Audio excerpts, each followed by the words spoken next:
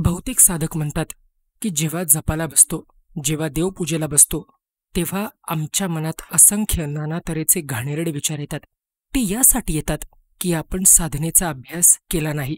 आपण जर स्त्रियांना सन्मानाच्या दृष्टीने बघण्याचा प्रयत्न केलात, तर तुमच्या मनामध्ये येणाऱ्या सर्व घाणेरड्या भावना कायमस्वरूपी नष्ट होऊन जातील. आणि जर तुम्ही प्रापंचिक असाल, तर फक्त तुमच्या पत्नीबद्दलच तुमच्या मनात प्रेम आणि आदर निर्माण होईल. जेव्हा कधी तुम्ही कोणत्याही मुलीला किंवा स्त्रीला पाहाल, तेव्हा तुम्ही त्या स्त्रीला मातेच्या स्वरूपातच पाहाल. कारण जेव्हा तुम्ही एखाद्या स्त्रीला मातेच्या रूपाने पाहाल, तेव्हा तुमच्या मनातून तो मातृभाव आपोआपच जागा होईल आणि तुम्ही अत्यंत नम्रपणे त्या स्त्रीशी बोलाल, त्यांच्याशी अत्यंत सन्मानाने बोलाल.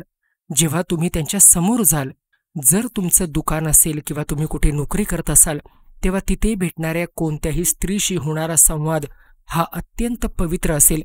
तेव्हा तुमच्याशी संवाद साधणारी स्त्री देखील अत्यंत प्रसन्नतेने तुमच्याशी बोलेल आणि काही दिवसानंतर तुमच्या मनातील सर्व घाणेरडे विचार पूर्णपणे नष्ट होऊन जातील आणि तुमची दृष्टी अशा तऱ्हेने बदलेल की तुमच्या समोर कोणतीही स्त्री किंवा कोणतीही व्यक्ती आल्यास तुम्ही लगेचच तिच्या रूपात देवी किंवा मातेचं दर्शन घ्याल आणि तुमची इच्छाशक्ती इतकी दृढ होईल की तुमच्या मनात नको ते विचार कधी येणार नाहीत. तशीच या जीवनात साधना करून आपल्याला पवित्र बनून मोक्षाची प्राप्ती करायची आहे.